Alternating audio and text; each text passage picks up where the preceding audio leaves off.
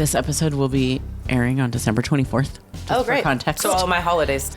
Oh, perfect. Maybe, Santa Claus might be listening to this while he's delivering gifts.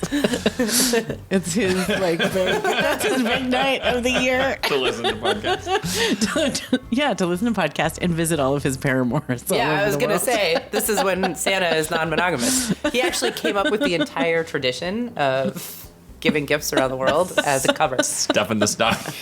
Oh.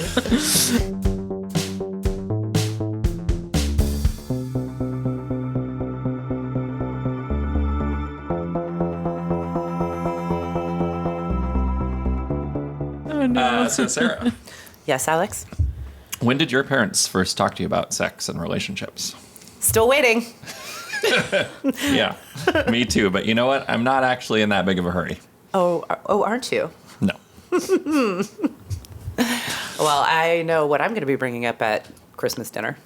Please don't. I will. Please don't. Okay, well, welcome to Mistakes Were Made. It's a podcast about non-monogamy for messy people like us. I'm Sarah. I'm queer. I'm non-monogamous. I write stuff. I therapize people. I have awkward conversations with my kids. Awkwardly. And I'm Alex. I also have awkward conversations with your kids. That sounds weird. They're also my kids. We're married. We have 2 children together. Awkwardly. Awkwardly. What isn't awkward about having children? And I'm Jessica, resident monogamist. I also have awkward conversations with your kids, which They excel in it, really. Yeah, I think you're smooth. just avoid them all. I say, you know what? That's a great one to ask your mom about. And I am not a parent myself, but I did just become a dog parent. So if anything comes up related to dogs, we'll cover that, I'm sure. When are you going to talk to your dog about non-monogamy? Yeah. He's not really allowed to see any people besides Curtis right now. So He's heavily monogamous. Coerced monogamy. Yeah, it is kind of coerced monogamy. It's weird, monogamous. Oh, yeah. Well, we'll have to put this in a different episode, but it's kind of creepy how they are like trying to force this bond between Curtis and the dog by not letting anyone else give the dog love or affection. Problematic. Yeah. Yes. Big time. Woo. Yeah, it's like a marriage in some cultures. Yeah. Like ours. Right, and it's kind of a similar, the metaphor is there because dogs are pack animals, right? Right. And so their natural instinct is to be part of a pack and like a lot of diverse crisscrossing connections. And one of the reasons why they're so loyal is because they've been removed from that context and forced into like heavily dependent relationships. So it is like monogamy. Oh, sad. Congratulations on your new dog, Jessica. I really look forward to you drawing more parallels between dog parenting and human parenting as People really goes like forward. that, Yeah. right? That's my pretty impression. much the same. We love it. All right, so Alex, Yes. we're back and we're talking about parenting and non-monogamy again. This is not the first time that we've talked about this on the show, but what are we doing this time? How is it different? Hopefully we're gonna do a better job because we're better people now. No, we did an episode about I think it was called polyam parenting in season 1, and I got some feedback on that episode that it was kind of like we talked around it a lot and we never really said like kind of what we did in our how we talk to our kids about non-monogamy, and I think that was probably because we didn't really feel very comfortable about it at the time. And I don't know that we necessarily feel perfectly comfortable about it now, but maybe we're more comfortable with the discomfort. I think we're a little more humble. Yeah, exactly. Yes. So yeah, we were probably doing that thing where we're like trying to lean into the idea that we had everything figured out, or present that. And so I think this time around, I hope that we can dig more into the nuts and bolts of like, you know, how do you talk to and incorporate your kids into like being a non-monogamous person and like have that life more transparently, or where are the boundaries around that, and like, yeah, how do different people approach that, and including us, and what works and what doesn't, and what are the mistakes that you can make, and how do you resolve those when you do make them. Yeah, and as I mentioned before, we're headed into the holiday season, and all of those awkward family dinner conversations, which has me thinking about what kind of awkward holiday dinner conversations do we want to be having with our kids in 30 years, assuming they're still talking to us. Yeah, that's a lot of pressure. It is interesting to think about, or terrifying to think about what that might feel like, and yeah, what you're doing now with your children, and how that's gonna feel for them in the future. Yeah, and our kids are for sure taking notes. Yeah, they're on their little pads, like notes app, voice notes. Yeah. Yeah, and it seems like in the past, our conversations about polyparenting have tended to center around the adult experience a little bit. Like, how do you divide the time? And does it, like, endanger the family or the, like, unit of parents? And I think this one will be a little different because we're trying to center what the experience of the kids might be like a little bit more, which I think is interesting and kind of uncomfortable in a way. Yeah. Mm-hmm. That was also like 2 years ago. So they're a little bit older now. So our kids are 5 and 7, you know, almost 6 and 8. And, you know, they were 3 and 5 back then. So they are at very different ages in terms of like their just like awareness of what's kind of going on around them, their understandings of relationships, those kinds of dynamics, and their kind of like sensitivity to that stuff. It definitely, that's a big change. Yeah, it definitely has felt like now we're in an era where we either have to be a lot more frank about non-monogamy and much more transparent with them, or we have to be really good at obscuring it. There's not like a lot of middle ground, you know? And so we've been talking about that. And then you found this Reddit thread that kind of got us talking about it even more specifically. So you want to tell us a little bit about that? Yeah, I'm going to tell you from memory because this Reddit thread no longer is there. I think the original poster on Reddit threads can just like delete them, and then everything is gone, including my very insightful comments. Dang it! So, but basically, as I'm recollecting, I can't remember. I think I sent it to the two of you as well, maybe. So you might have seen it, but it was basically the short version that was very short. It was just like this husband is like, hey, I'm going out of town and my wife wants to have her new boyfriend over to sleep over after the kids go to bed, and I'm feeling uncomfortable about it. What do people think about this? Is this okay? So there were like a lot of responses in various different ways, just to be like transparent about kind of where we've been on our kind of journey. This is something that we've done before in the past. I think both of us have had people come over after, like people that we were dating come over after our kids went to bed. I think in my case, I have had people over who hung out with the kids and then spent the night. Which I've also done. I don't think I ever did it where they came over after the kids went to bed. Oh, so you think you're better than me, huh?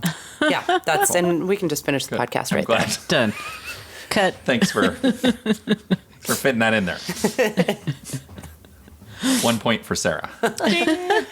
People are out there keeping score, right? Yeah. If you're keeping track at home. Well, and I mean, I want to be like, we've done everything. No, but kind of it's true.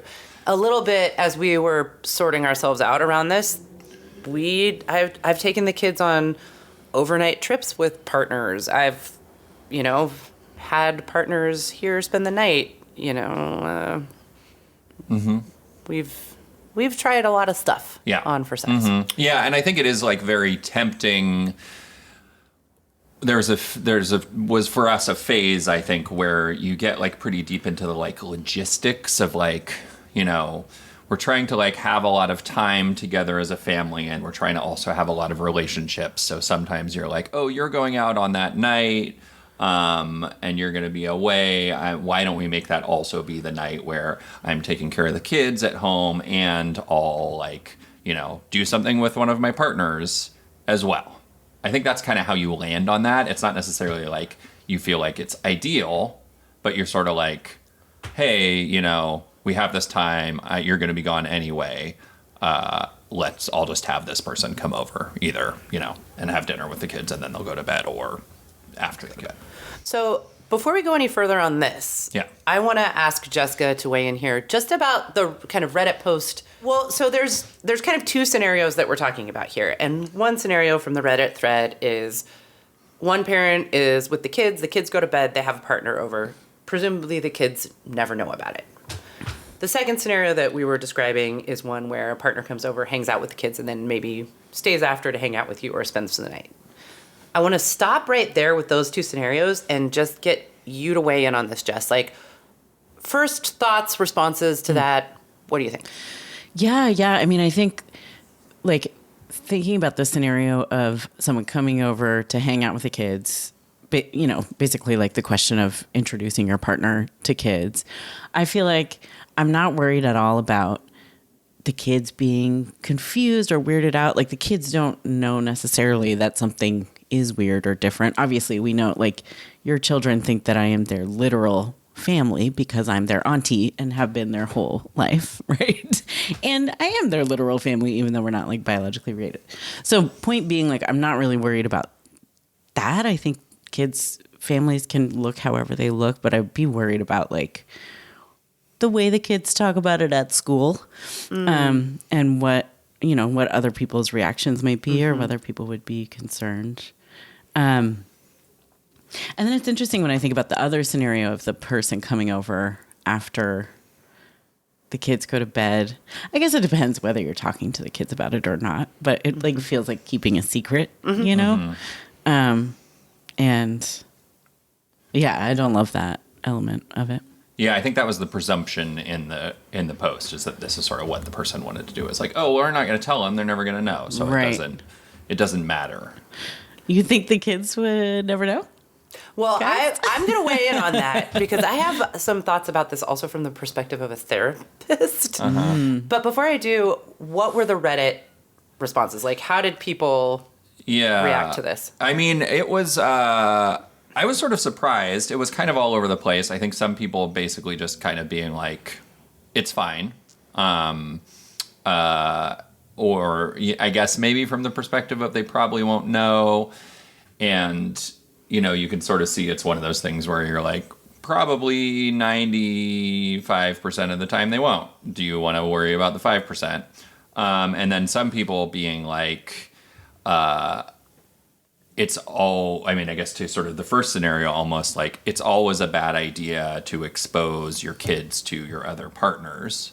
And then some people like digging more deeply into that and like talking about like there was one person, this really stuck out for me, like that like here's the rule: single parents in monogamous contexts, like the rule of thumb is they don't introduce their children to their romantic partners for like until they've been dating them for like a year. Which to me, I was like, well, that seems like a long time and seems like a very different standard. Prospect. Yeah. Right. I mean, that is interesting because in a monogamous context, presumably if you're dating somebody for a year, you're on an elevator of like seriousness that is probably headed towards like moving in together, and that person becoming an attachment figure for your child. Yeah. And so those considerations feel different, and obviously non-monogamous people and polyamorous people do have relationships that deepen and expand to include like partners being attachment figures for their kids, but the equation seems different to me. Feels different. Yeah. And I mean, I guess just to think about what this has felt like when I did it, there were definitely times when I had people come over after the kids went to bed and had to like be like surreptitious about the person being there, and like the kids like woke up. I can remember one time like one of the kids woke up and like cried, and I had to like run over there and like take care of them, and like make sure that they weren't like really aware that the other person was there, which like wasn't hard at that time when they were at that age, but it was just stressful as fuck. Yeah, sounds stressful. And like that's kind of why I think we don't really do that anymore. I mean, there are probably like other good reasons, but a main good reason is like the experience of trying to get the kids to go to bed on time for somebody to like come over, and the transition between those things, and then like trying to like contain, and the sort of like switching between those roles. I also found myself to be like, kind of regardless of what you're doing, whether it's like going out or having somebody come over, just like trying to get through parenting and get your kids to bed. It's like a different feeling. Yeah. It doesn't feel great. And it's not really a vibe that is centering the kids' experience. Right. Yeah. Which, it's just like, move it along so I can get on to my real life, which, real talk, parents are doing that a lot of the time, regardless of what kind of parents they are. Yes. But yeah. Huh. So I want to talk about where you and I landed on this, but I think I actually want to step back for a moment and just have some bigger picture thoughts about what we think our kids do and don't know. That's a little informed by my work. It's a little informed by the type of kid I was, which was definitely a kid that was really, really interested in the adult world. It's a little informed by the type of kid I have, one of whom is very interested in the adult world. But I think generally, kids are wired to be very, very sensitive and aware of what is going on with their caregivers and where they live. It's like a survival strategy. And I think adults can underestimate how much they actually do know and sense regarding that, even if they don't have the language or the emotional maturity to exactly explain or articulate what it is. I think they are more aware of those dynamics than we sometimes want to believe. And I also think kids are more capable of understanding concepts like romance and crushes and even sex before they're in puberty, which is a really uncomfortable idea for a lot of us, but is just also kind of like true. So that's sort of where I'm starting from, is kids probably know more about what you're doing than you would like to think. Yeah, can I just share really quick that I was in the car with you and both of your kids the other day, and your oldest said to me, TT, I know everything that's going on with grown-ups. He's like, I'm always listening, and I always know what you're talking about. And I was like, you know what? I know this about you, but I didn't realize, like, you knew it about you, or you realized that I was, like, thinking, it was just, like, it's so, I think he's kind of an extreme example, but it's also kind of, he's always been this way. Like, he's also able to express some of these thoughts that I think probably a lot of other kids are as aware as he is of what's going on with adults, but they wouldn't think to tell the adult, or to talk about it. You know, his self-awareness is incredible. Yeah. What prompted him to say that? Do you know? Like, what? I can't. Oh, it was because we found a really good parking spot, and I went, holy Nikes. And then he was like, TT, if I wasn't here, you would have said the S word. Isn't that true? And we were like, yeah, it's true. Yeah, and especially for kids who are sensitive, have anxiety, they are very, very attuned to what's going on with the adults around them, because the thing we always forget about kids, they have no power in their lives. Right. It's hard to tap back into what that felt like. I think in part because it's like scary to actually transport yourself back to a time in your life where you were so powerless over what your life felt like, what you did, what you could eat, what your house felt like. And because of that, they're really, really noticing the things that are going on around them, noticing what's going on with the adults that they depend on, because they don't get to have much of a say. So yeah, I think about this a lot with clients of mine in particular who are new to non-monogamy and understandably are like, well, we don't want to tell our kids about any of this because we don't even know if it's going to stick for us. And so we're going to just kind of keep this secret, and then down the line, we'll decide what we do or don't say to them or what we do or don't reveal to them. And I have said in more than one case, your kids probably know. Like, that's not always true, but especially as they get older, they probably know something's going on. Yeah. Do you think they know, or do you think they just know, like, something is different or their family is different or something like that? I think it depends. I think a lot of couples, when they're first opening up, are fighting a lot about it. And I think kids are very sensitive to that. Right. And kids are definitely that. like sensitive to that it's happening and are probably listening to the content of the fighting. Yes. As a child who would hear my parents fight downstairs and literally go hide on the stairs to hear what they were fighting about, Yeah. I have no illusions about that. You know, like... Right. You're like balancing their checkbook for them when they're fighting about money. Exactly. Exactly. Clipping coupons. It's just making me think about, like, in crisis communications, the way that you talk about some of this stuff too, where like saying something is better than saying nothing, because like people will just make up their own stories about what is going on. You want to get ahead of the narrative. Yeah. On the narrative. That is my couple years in crisis communications really did teach me that. If people can sense that something's going on and they're not sure what it is, the story that they're likely to concoct is one that is far more damaging and upsetting than what is actually happening. Or as Alex likes to say, it's not the crime, it's the cover-up. Yeah. Yeah.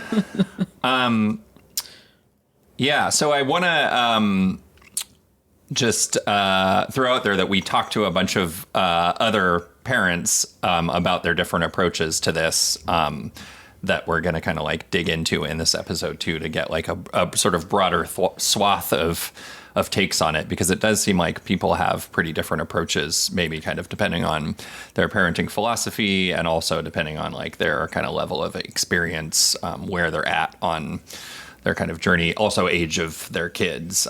It does seem like there are a lot of different approaches. And just to be clear, what we're talking about here is how honest are you with your kids about your practice of non-monogamy, right? Mm-hmm. That's kind of the broader question that we're exploring. Yeah. And why have you made those choices? Yeah. I think honest is an interesting word to use. Okay.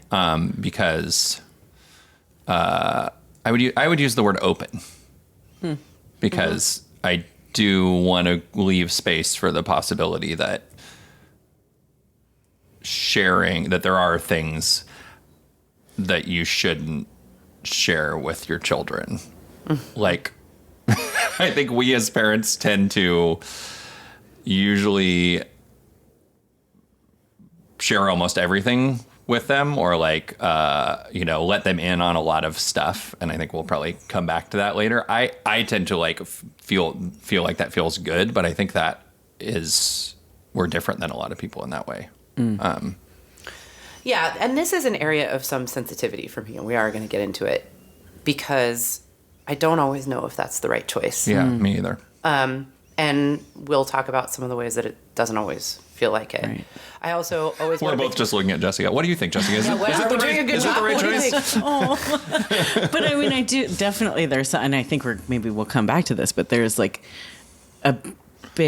there's two big buckets, right, of like privacy and secrecy, right? And obviously there are a lot of things that are private, Right. for any person, for the kids, whatever. And there's lots of things that should go in that sort of like private world. But then when are you veering into secrecy, and like what are your thoughts about sort of openness or transparency or not about life? Yeah, and we also joke, we have a really small apartment. Right. Yes. There's only so much that we would be able to successfully keep secret. Yeah. We have a giant lock on our bedroom door. Like comically large. Like it's comically large.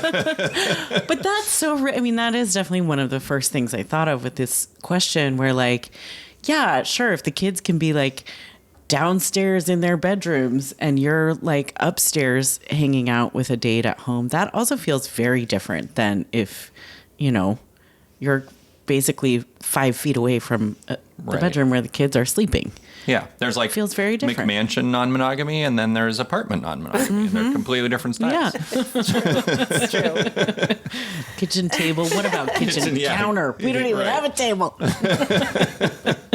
So, do you want to give us get into some of the responses that we got from people about this, and then maybe talk about where we've landed and why?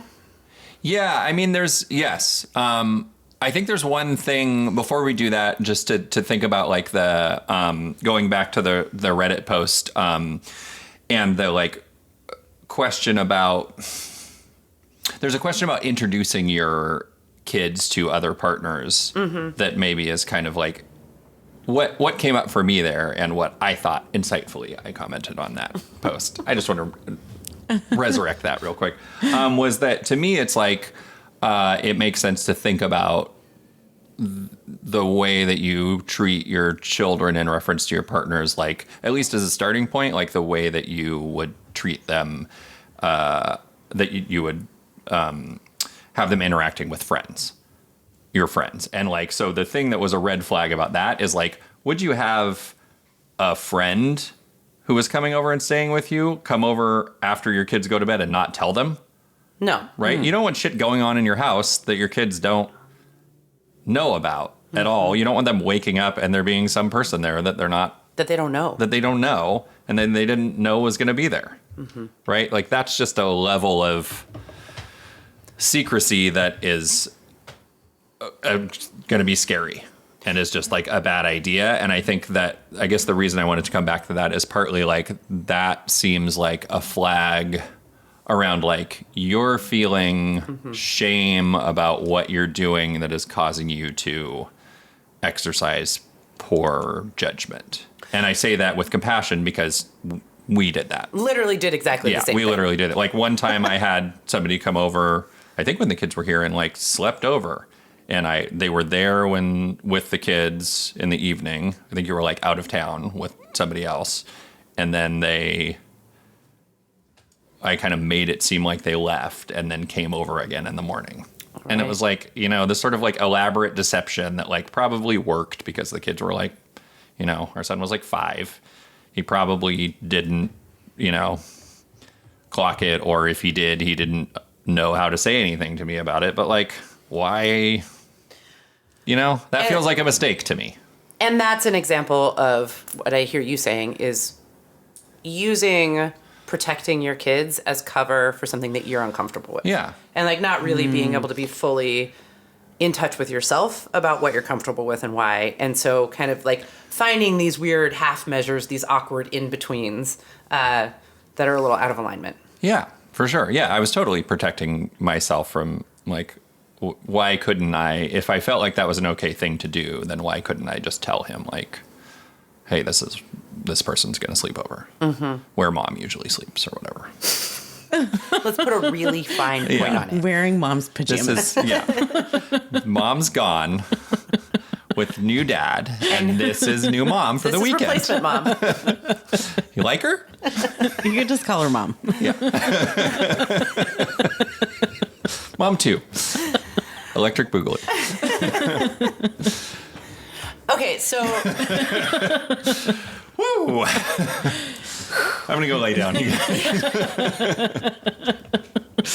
I don't feel any shame or weirdness about that at all. Okay, obviously this is one of the things that's going to be coming up at Thanksgiving 30 years from now, so let me just make that prediction right now. I just hear our oldest being like, I was 5, Dad. You think I don't remember that? You know what? This is why we do this podcast. For you, listeners. This is the official record. So you don't end up like us. Yeah, don't do what we did. So you don't have to learn every lesson the hardest way possible, I swear. If only someone had told us. If only someone had told us that. We wouldn't have listened. Nope, definitely not. Mm-mm. But you can. Okay, so... Should we take a break? We should take a quick break. Yeah, all right. Because, wow, that was great.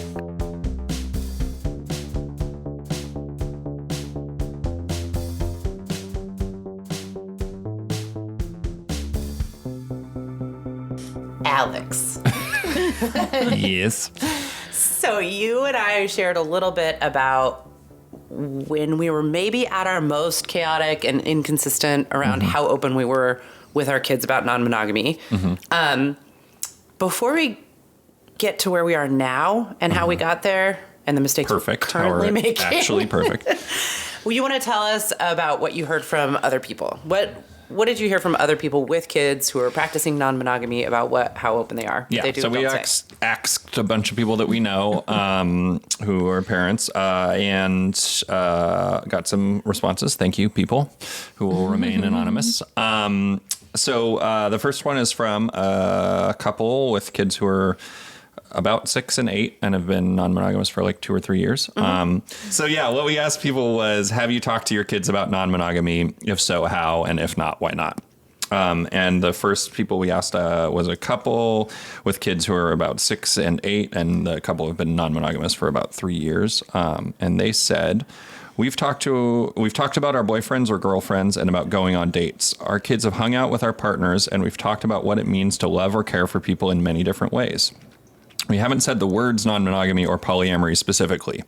As far as not stating it specifically, I think partly it's because we're still figuring it out ourselves, and it doesn't seem helpful to speak to the confusing nature of it when we aren't exactly clear how we're going to move forward in life being poly.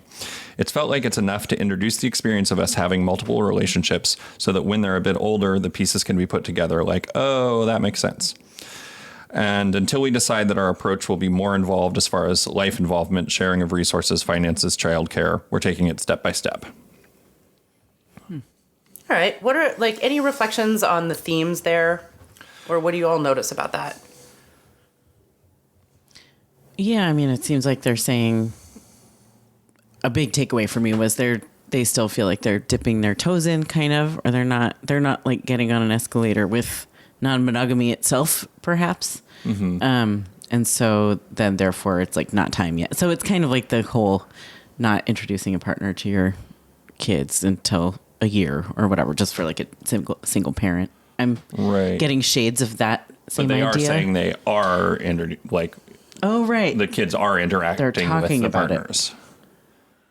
So that's just about the words, non-monogamy and polyamory. Yeah. Yeah, what's that about? I was like it was easier for me to understand.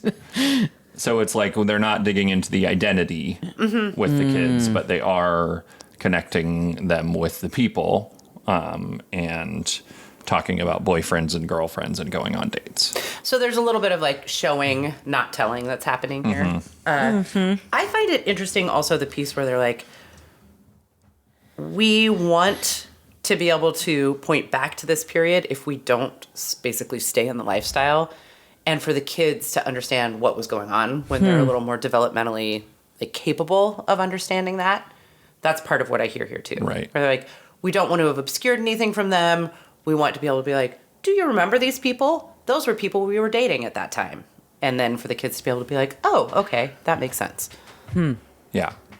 I guess we should take responsibility for the phrasing of the prompt, which was, have you talked to your kids about non-monogamy? Which I guess, prompted them to respond about, that term specifically, as opposed to like your, being non-monogamous. Right.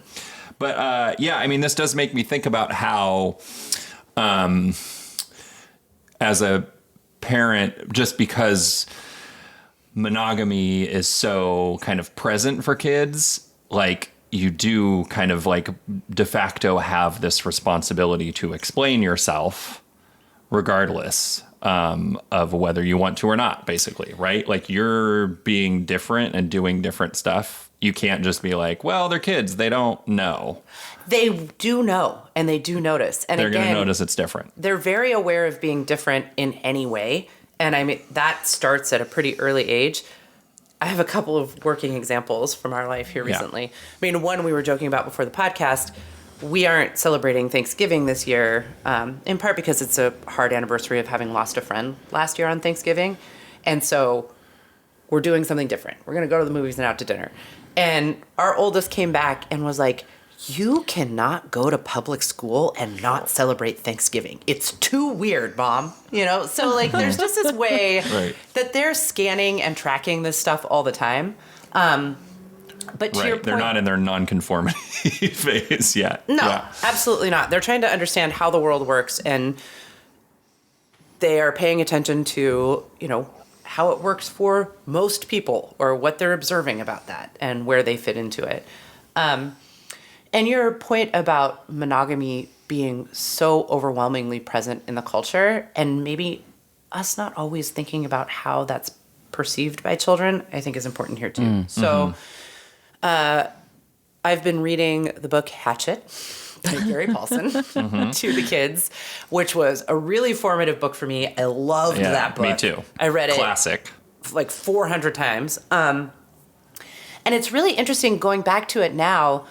I had completely forgotten that an integral part of the plot from Hatchet is that the kid, Brian, who is stranded in the Canadian wilderness after a plane crash. Right. He's flying from being with his mom to visiting his dad, who is working on the northern oil fields in Alaska. God, his dad sounds so hot. Anyway. His dad, the roughneck. Yeah, exactly. the cuckolded roughneck. Anyway, he's flying from mom to dad because they've gotten divorced. And there's a plane crash, and he's stranded in the Canadian wilderness. And as he's there learning how to survive alone with a hatchet, he is haunted by these visions of having seen his mom kiss another man. And his mom doesn't know he saw that. But he saw it like he was at the mall and saw her in a car with another man or something like that. And he is convinced that this is why the mom and dad are no longer together, and that the dad doesn't know, and he alone kind of holds this secret, and it's called The Secret. And he has just like these visceral kind of like almost trauma flashbacks to it throughout. And their the book. separation is kind of why he's like stranded in the wilderness too. So it is like the emotional kind of like spine of the story, and like if you were gonna like spin a big metaphorical yarn out of like the whole thing, it's kind of like about that, right? Yeah. And deep as fuck. Deep as fuck, yes. I have already written many book reports on Hatchet in my life, but I'm ready to write another one. I've got new ideas. God, it's such a rich text. Right. It's like, Lord. Is it affirming monogamy, or is it Hatchet as a critique of monogamy? Yeah. More on that later. Yeah. Anyway, as I was reading this to the kids, I'm just like, going along chapter by chapter, and then like the penny literally drops for me that I'm just reinforcing this idea that if they see one of their parents kissing another person, it's a really terrible, bad thing that may result in divorce and also possibly your total abandonment. And I was like, oh shit. And of course, like, it's worth saying, I don't kiss other people in front of my kids intentionally. Right. And that you know of. That I know of. And it's entirely possible that they have seen me kiss someone other than you, or that they would. Yeah. And so I like stopped the book, and I'm like, just a quick check-in here. Some relationships, the agreement is that you only kiss one other person. And if you break that agreement, it's really hurtful. In some relationships, it's okay if you kiss multiple people, and that's agreed upon with all the people involved. And that's the kind of relationship that your dad and I have. So if you ever see one of us kissing someone else, that's okay between me and your dad and the person that we're kissing. Everybody knows about it, and it's not a secret. And I believe our kid said, Oh, sorry. Yeah. I already know that. God, Mom, please keep reading. Ugh. I could tell that our younger was kind of like, I don't think that she had it as explicitly stated for her before, or it was the first time that she was like really grasping the concepts as we were talking about it. So it was like an interesting moment. Yeah. And I feel like since that moment, I've just seen example after example in their lives of monogamy being reinforced as the norm, and of this idea of like cheating or adultery as being like one of the worst things that people can do to someone. And they're like really into pop music now, and like every pop song pretty much is like, or like it shows up so much. Yeah, our god kid was over here the other day, and she was watching a Taylor Swift video, like they all do. And the Taylor Swift video was of her destroying her boyfriend's car because he cheated on her. And I was in the kitchen, and I overheard our godchild and our daughter talking about this. And, our daughter was like, why is she wrecking the car? And then our god kid was like, well, see, she had a boyfriend, and that boyfriend like kissed another person. And I guess in some relationships, like, you're not supposed to kiss other people. And I was like, all right, our god kid is definitely like up to speed on this, Doesn't surprise me that she has an advanced understanding of this. Talk about a kid that's interested in the adult world, but Yeah. She was like, and that was not the agreement in that particular relationship that was not the Taylor container had. that they had built together. Yeah. But now Taylor's relationship with Travis Kelce maybe is different. We don't know. But it is interesting, again, like all the messages about monogamy that your kids are receiving, all the just casual examples of anything other than monogamy being seen as really destructive and painful for people. And then again, this assumption that you know what your kids have or haven't seen you do, which I just think is inherently flawed. Yeah. Okay. Should we hear from another couple? Mm-hmm. All right. Will you read this one? Yes. Okay. Let's see. Sorry, I'm just going to fix your mic real quick. Okay. Stick in your face. Okay. Thank you. All right. So this is a couple who have been polyamorous for 10 years. And they say, yes, we talk about non-monogamy with our daughter and have since the beginning. Mostly we phrase it in terms of family and friends, how we think it's silly that you can have a big family where you love everyone and lots of friends who you're close with. But for some reason, you can only have one partner you love. Why do we limit that type of love? But we all agree that other types of love are limitless. We also know that when you have different friends, you do different things with them. Maybe one friend, it's art, and another, it's video games. Why would you choose and only pick one friend and one type of connection? She's 10, and these things make sense to her. She also knows that not everyone does things the way we do, and that's fine. We don't have judgment for other ways. It's just not what we choose for us. Interesting. Yeah. So, Jessica, like, what do you notice about that? Or what are some thoughts? Anything new there or different? Yeah, I mean, I think, I wanted to giggle when talking about the like different activities you do with different types of friends. I know, that was funny too. That makes me laugh too. And I also think it is a really good, metaphor. And yeah, I'm not sure. It's like, on the one hand, it is a really good sort of metaphor, but it's like indirect in that way. Mm-hmm. And so I think that's my question is like, how much does it really clarify what's going on? Like, a 10-year-old can understand some complex social dynamics, right? Mm-hmm. So I don't know. So I'm like wondering if this is an over, or just like if they're going to fill in more information, kind of like we were talking about before, getting something like this that is like, I think accurate, but like lacking in detail. Yeah, I am really struck, and I so deeply relate to this one. I'm like, yeah, this is like me to a T, where I have all of these like sort of thoughtful analyses that I've like couched in really age appropriate terms. Mm-hmm. Sounds great. And it sounds really good, but I am also really pointedly avoiding saying what I mean. Which is sex. A large part of it is sex. Right. So, and like, Because like video games and art, like I have friends who I play video games and friends who I make music with. And then I have friends who I have sex with, and those relationships feel different. Kind Right? of like Exactly. there's a Yeah. I don't just happen to distinction. decide to have sex with Right. the video game friends one day. That would be hot. this stuff, it would be hard. But- I know. I'm like, oh, now I'm just like Yeah. imagining all these different scenarios, but that's not the point. The point here is that we are really struggling to ever even name the different type of love. Like at the top, I do this too. I don't talk about like romantic love. We're just like all types of love, you know? And it's like, well, but we are talking about something specific and that is specifically different. And we're talking about a kind of love that often includes sex and physical intimacy. And I also am very uncomfortable talking to my kids about that stuff. And I think this probably speaks to why people shy away from the actual terms polyamory and non-monogamy in the way they talk about it with their kids. In part, those words are like kind of clunky and intellectual, but also they do a little bit force you down a road of talking about romance and sex and intimacy. I don't know. What do y'all think?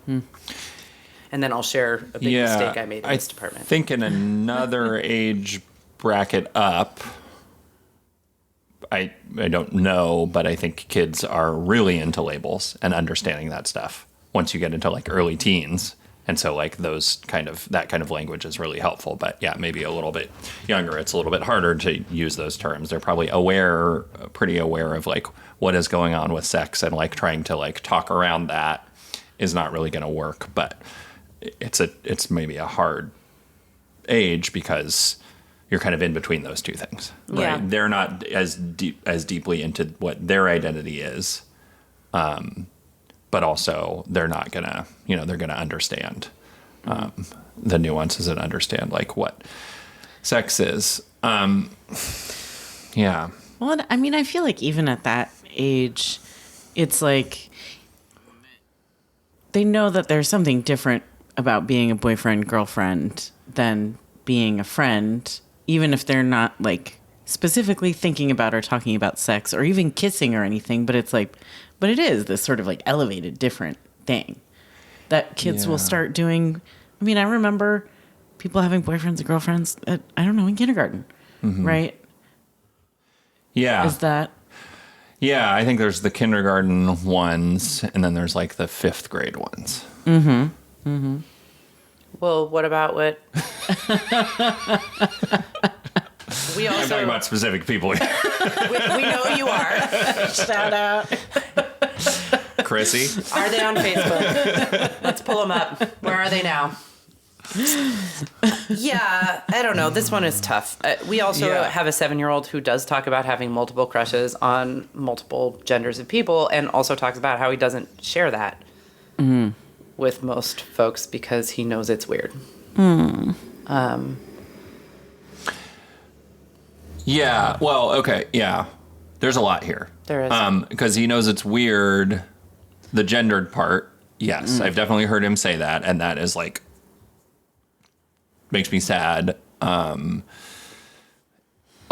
also, he's also talked about not sharing that with the person.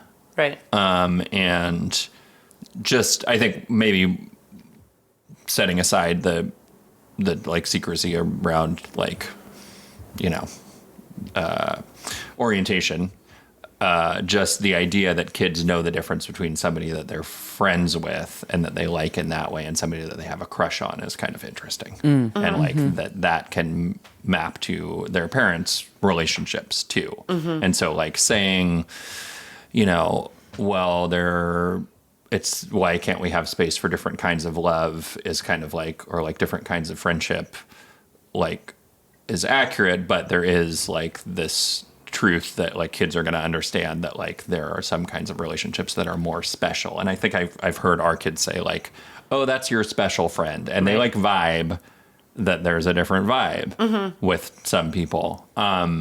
What it makes me wonder about though is also like, Is some of our fear around talking about this stuff with our kids related to like what kinds of relationships are actually perhaps threatening to them because they're threatening to like our family and to their parenting What are you thinking relationships? I think that sometimes people, sometimes non-monogamy or poly relationships are like it's a fundamental fact that they are sometimes like a threat to or like a part of a transition around a primary partnership, right? Like the end Yeah. of a primary partnership? Or like even like a change that without the context of children being in the picture, maybe that would be like fine, but when children are in the picture, there's other people who are implicated, right? Like, So you mean like sometimes a primary relationship might end, but it's not ending because there's kids, so they open up?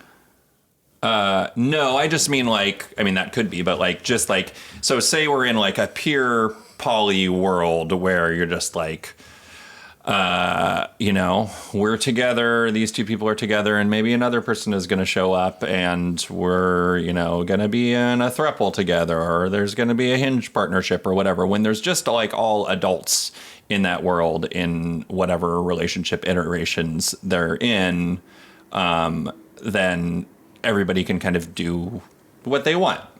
And that's fine. And there's the commitments that the adults want to have and the hierarchies that the adults want to have and blah, blah, blah. But when two of those adults have children together, that changes the dynamics fundamentally, right? And so some relationships are going to be like meaningful in that way and are going to be like potentially like are going to implicate the children in that way. And some aren't. Mm-hmm. And I would say like for us, especially right now, I can say very confidently that our relationships aren't going to like implicate our children in that way. I disagree with that. Really? Yeah, I do. I mean, you were in a multi-year relationship with a secondary partner who our kids know, who are literally who was at an event with them this weekend. You went away on a vacation with this partner, and our kids knew that you were away with your girlfriend. Yeah, but that's like subtle compared to like them being, that person becoming like an attachment figure for them. That's what I'm talking about. Yeah. Like, yeah, it's sure. It's not like it's completely invisible to them, but that's very different than like, the prospect of like that person becoming my primary partner or like becoming an attachment figure, like a co-parent to those children. That's true. You see what I'm saying? I do, though there's a lot of space between a relationship that has no impact on your kids at all, which would be pretty hard to engineer, I think. Yes. And a relationship where that person becomes a co-parent. Right. Mm-hmm. Yeah. And all I'm saying is that relationships do show up in like poly or non-monogamous parenting where there's the potential, whether the parties like want that to be the case or not, there's the potential for that to happen. And the parents, one or both of the parents might be like really scared about that. And it might really impact the way that they talk to the children about it. Right?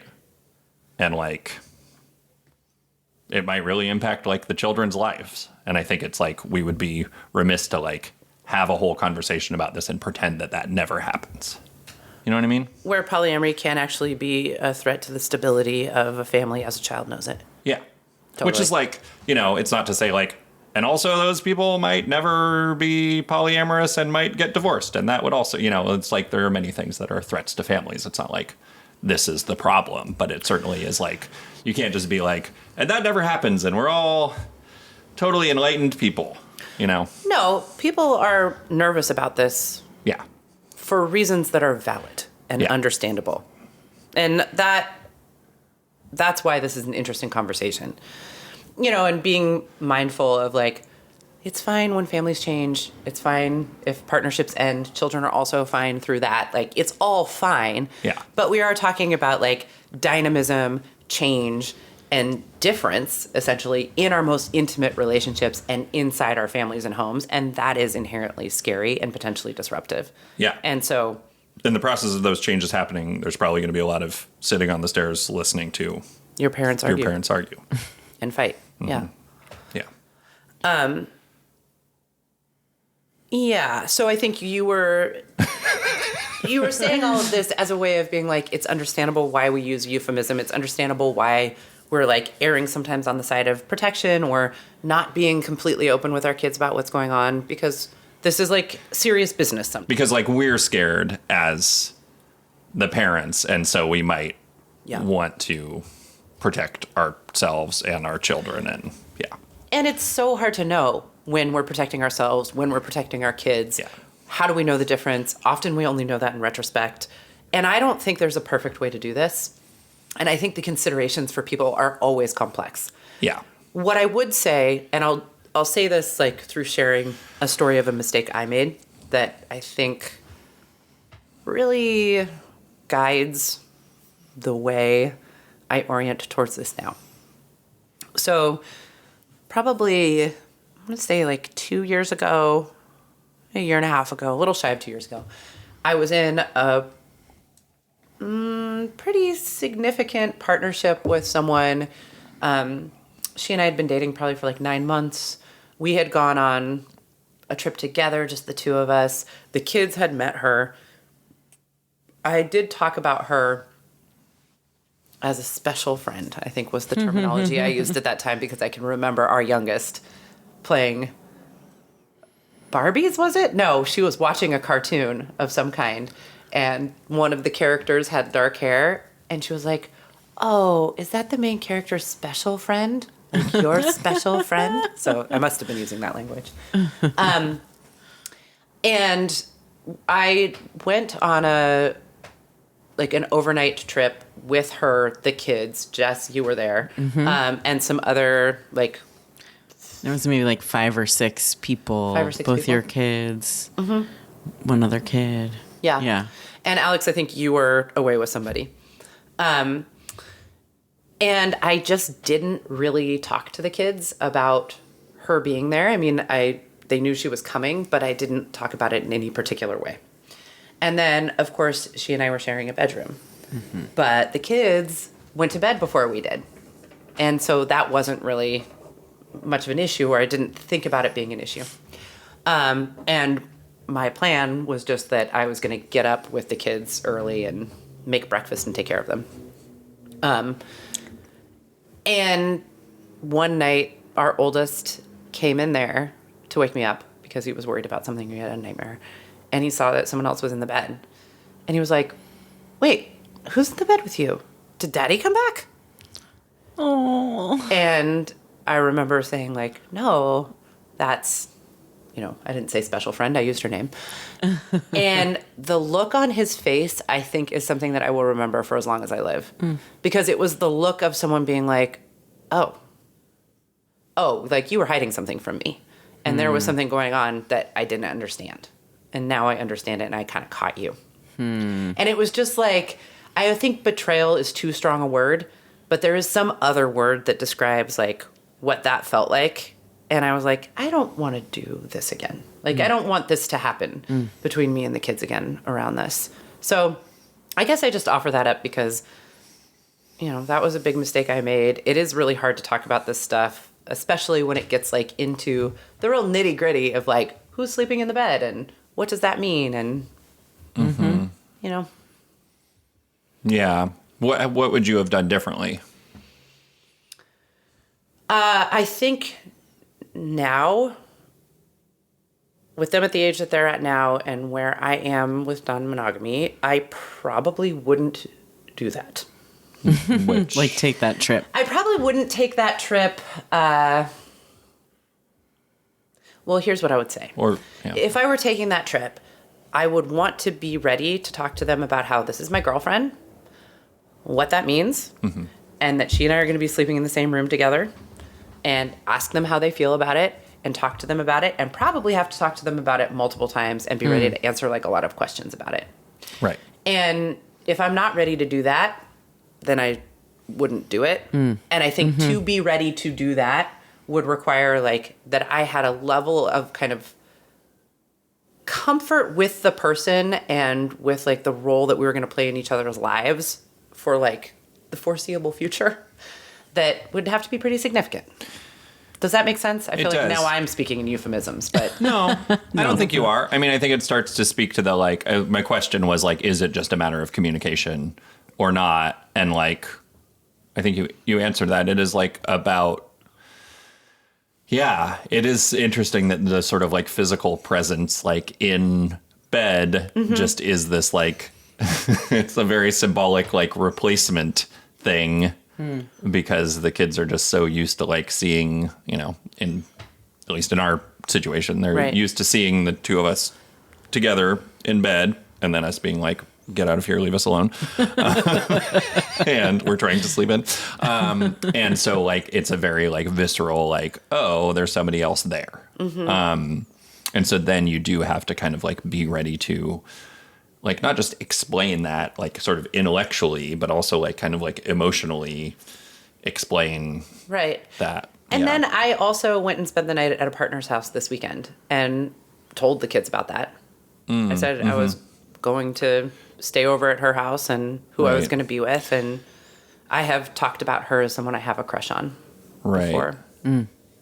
Yeah. Which, if I'm remembering correctly, though, like circumstances of you telling them that was like you were kind of put on the spot, right? Like our son like ran out of a party like after you and was like, why are you saying goodbye to that person? Yeah, he was like, why are you walking her to her car? And I'm like, oh, well, because I just want to spend some special time just with her. And then he was like, did you all go to school together to become therapists or something? Like he was trying to identify the little detective. What was the special relationship that would cause me to behave in this way that was kind of unusual. And that's when I was like, no, we have crushes on each other. So I want to spend a little extra time with her because she's my crush. And then didn't he run away screaming? Yes. So, yeah, and one thing I want to say about that, to me, that's like a really sweet story. And like that is kids like learning, like the reason he's interested and he's asking those questions is he's learning how to be from you, right? And like not in a bad way. There's nothing wrong with that. And he like wants that information because he wants to like understand how the adult world works, right? And like what is it that makes a relationship special?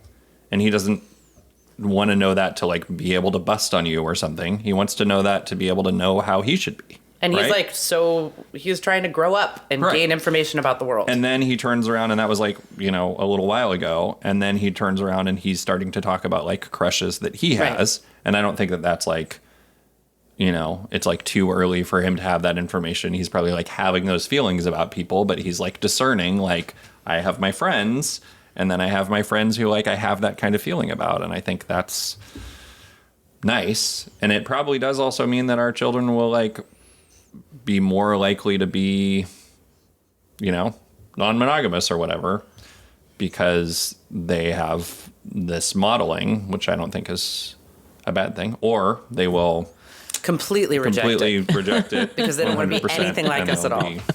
Yeah, probably just completely asexual altogether and date only AI robots. Yeah, I could see that for both of them, actually.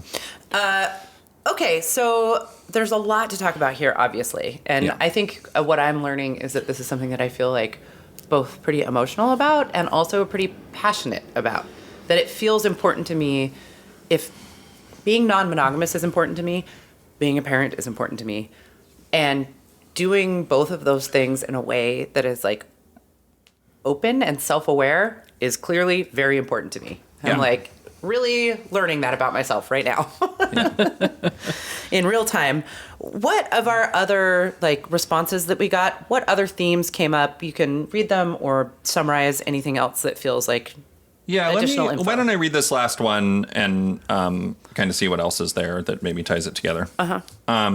Okay, so this is from another couple whose kids are 10 and 13, so like a little bit older, and maybe that's kind of interesting. Yes, our kids have pretty much known from the beginning. It started before we opened up when we were first having conversations about it. And that happened to coincide with the youngest, who's maybe around 5 at the time, being really obsessed with the idea of crushes. And he would ask us if we had crushes on other people. So we started just answering him honestly but simply, and saying, of course, we sometimes have crushes on other people, while reassuring him that it didn't mean mommy and papa loved each other any less. And so we did start dating. So when we did start dating other people, it was a pretty easy progression into talking about going on dates with crushes. We checked in with them about how they felt about things, and we are open to any questions they had. My oldest was in his preteen years, so seemed pretty ambivalent, but has generally been receptive to meeting new people. My youngest can get more territorial, I guess, and sometimes would struggle with the idea of me in particular leaving for a date, but he can be the same way with me going back to work too. So I guess I think this is just kind of reinforcing a lot of the stuff that we've been talking about, that like having some open communication can work. And as your kids get older, it will like fit in with the things that they're, you know. Yeah. One of the things that I hear here and am definitely taking with me is keep talking to them about it. I think that's a common challenge for adults, is that kids, you have to like keep checking back in with them and keep asking them if they have any questions. And I hear kind of implicit in this that that's what these folks are doing. And it was just a reminder, like, you know, you don't just say it one time. It's like you reference it, ask about it, touch back on it lots of times. If you really want to normalize communicating about something, I think that is what you have to do with kids. Mm-hmm. Yeah, and then I guess the other thing I appreciate about this that we haven't really talked about is that, like, it sounds like I read they can be ambivalent to, as like they sometimes don't like it. Yeah. And that, you know, territorial, like it sounds like their kids are sometimes like there's open communication about what's going on, and the kids know what they're doing, and that they're going out on dates and stuff, and that the kids are sometimes like not happy about it. And that the parents are like holding that unhappiness and still doing what they want to do. And like living with the tension between those two things and not being like too angsty about it, I guess. And not having to resolve it. And Yeah. I think being comfortable or expanding your window of tolerance for discomfort is pretty important with parenting and with non-monogamy in general. So it makes sense that it's important when those two things intersect in this way. And that does make me think about there being a kind of privilege piece here that I think is worth talking about and is important.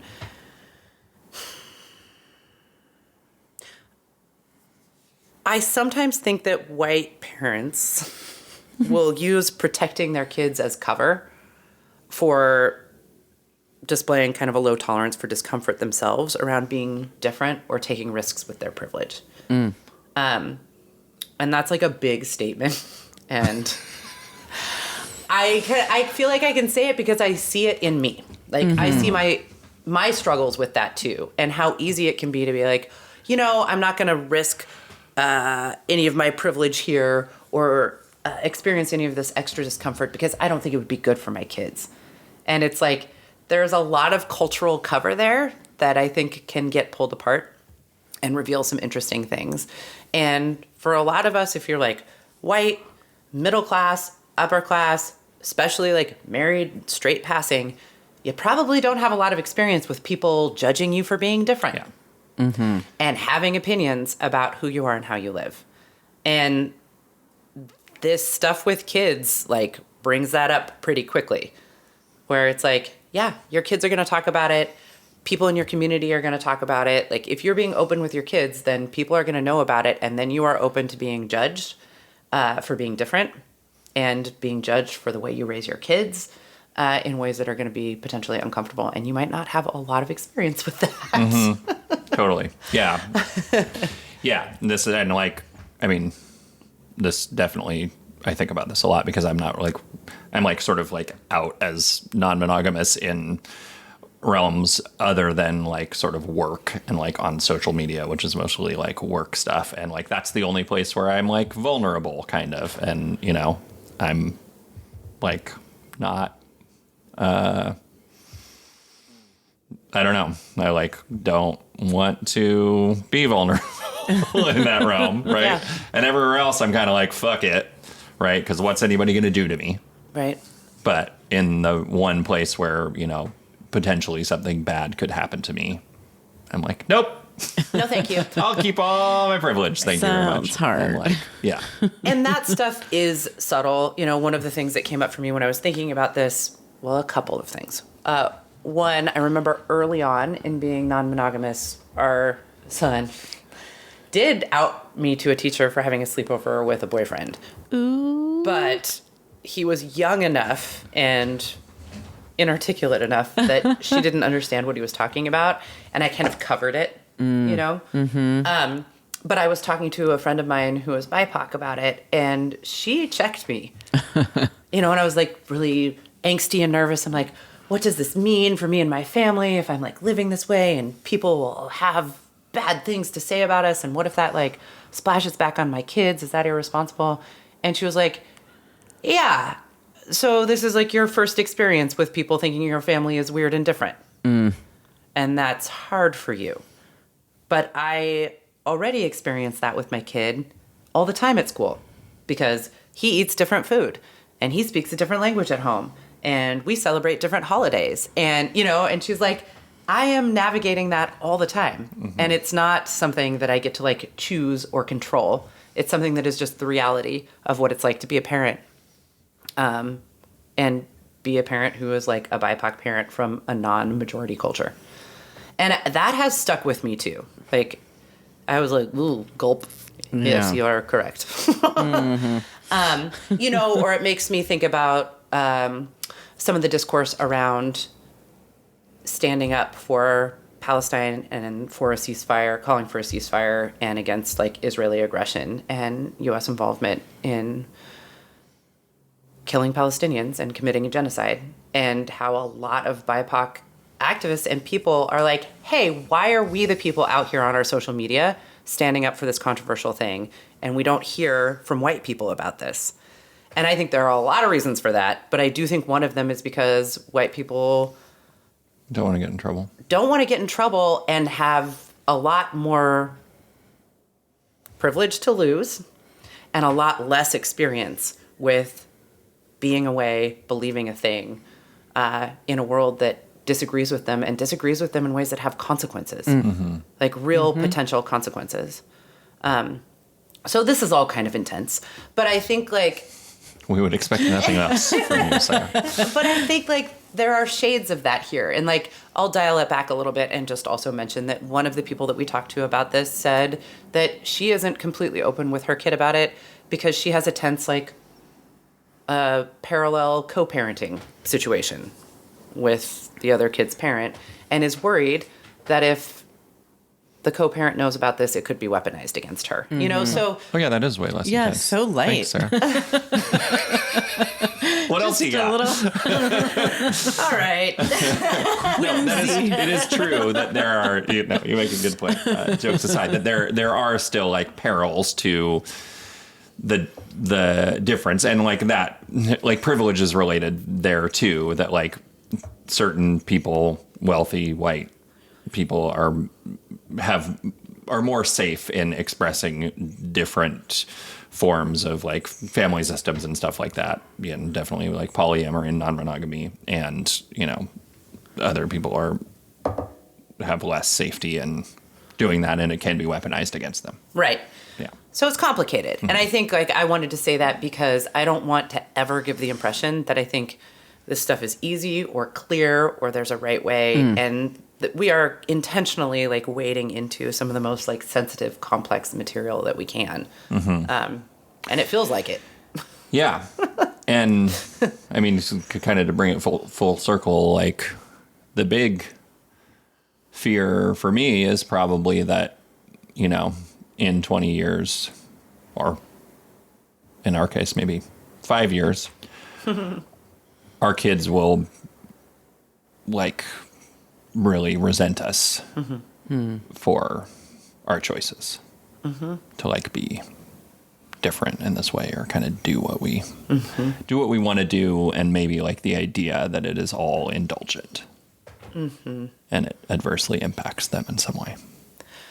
Yeah, I mean, I have mixed feelings about that too. Coming back to the jokes I was making about holiday dinner conversations in our future, our kids are going to have complaints about how we handled this and many other things, I suspect. And I also think that's a little inevitable. Like, kids are always individuating themselves from their parents, even into adulthood. And I think that that's like the right of children, is to have a critique of the way they were raised and to respond to it and engage with it. And it's like, you have to explain what individuating means. Ooh. Individuating. Professor Studeville. Individuating is the process of people becoming individuals outside of their parents' family of origin, the people who raised them, essentially, and learning what it feels like to develop their own value systems and ways of living and experiences, often, at least in part, in opposition to the way they were raised. You're saying that's healthy. I think it's healthy. Why and can't normal. they just love us and appreciate us forever and do exactly what we want? Never disagree with you. Yeah. Yeah. Yeah, Sarah. Jessica.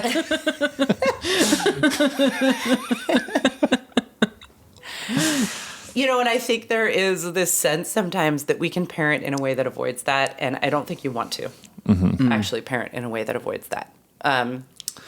And so it's kind of like, well, what are you trying to parent for? Right. And I think about a conversation I was having with our son the other day in the car, and he asked me, like, if I thought that he was smarter than I was at his age. And I was like, yeah, I do think that you're smarter than me at when I was your age. And he was like, why? And I said, well, you know a lot more about the world than I did. And you talk about it more than I did too. And he was like, yeah, that's because I have a mom who tells me the truth. And I was like, wow, this is like a real gold star parenting moment. Yeah, good job. Patting myself on the back, taking notes, obviously, for future podcast episodes. And I was like, and do you like that? And there was a significant pause before he was like, mostly. Which I feel like that, I'll take it, right? In a way, I don't know. I can't keep the world from being scary or unpredictable or hard to understand. But I do want our kids to be able to say that we were like honest with them about the things that impacted their lives. And I want our connection to them to feel like as safe and open as possible. And it's like, I don't know where the chips are going to fall with doing it that way, or with trying to at least. But yeah, it is really hard to like embody that on the day to day, and it's hard to not be afraid.